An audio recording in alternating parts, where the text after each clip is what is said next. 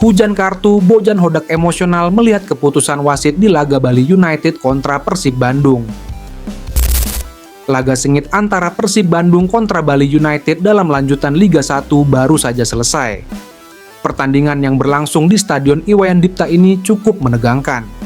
Persib yang datang dengan kepercayaan diri yang tinggi tak mau kehilangan poin di pertandingan terakhir putaran pertama ini.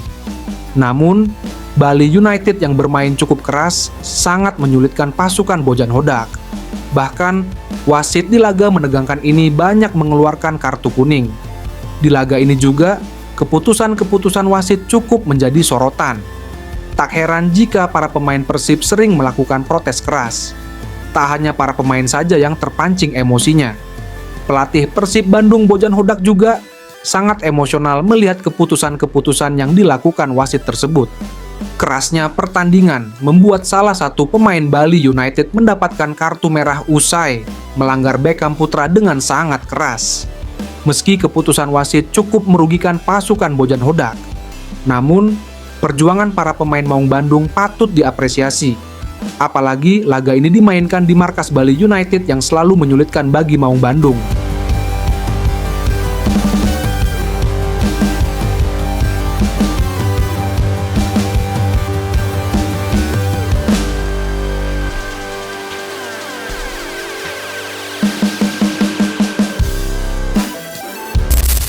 Percaya dapat tampil memukau, Bojan Hodak ingin Zalnando tiru mentalitas Tyrone Delpino.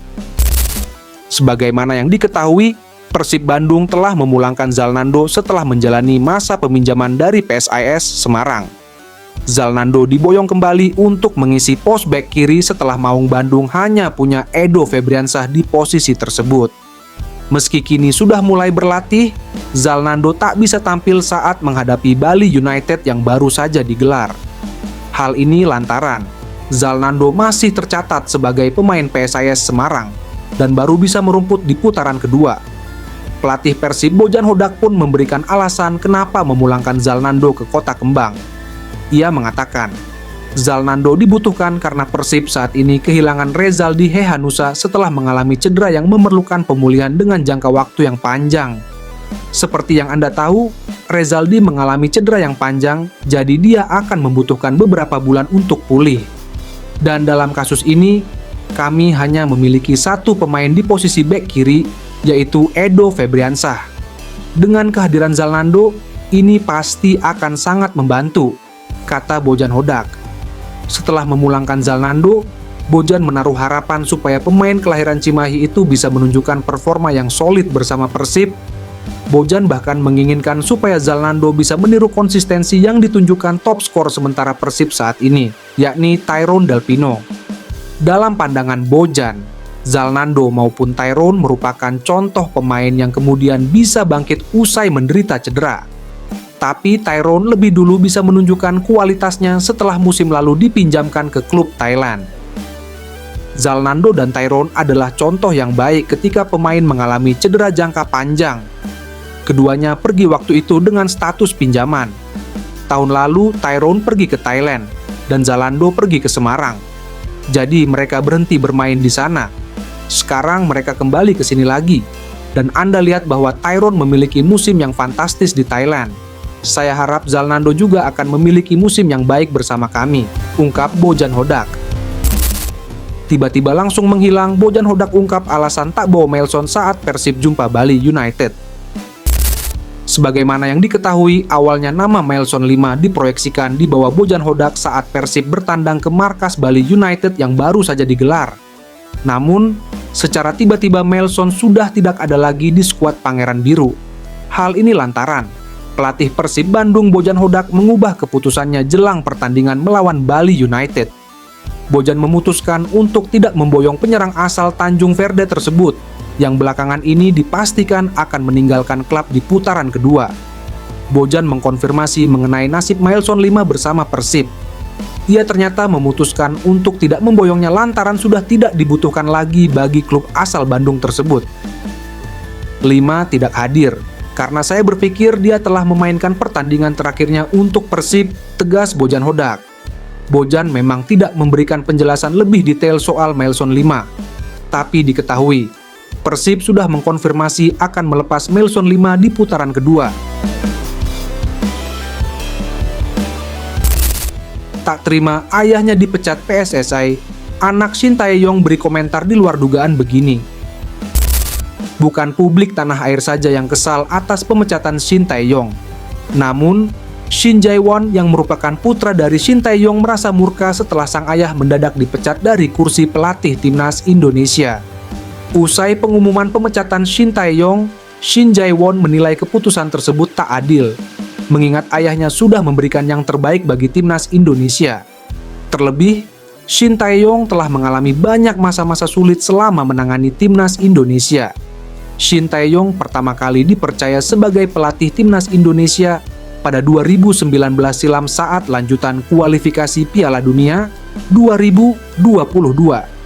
Dalam kurun waktu kurang lebih 5 tahun awal menangani timnas Indonesia atau hingga 2024, ada sejumlah pencapaian yang dicetak pelatih 54 tahun ini.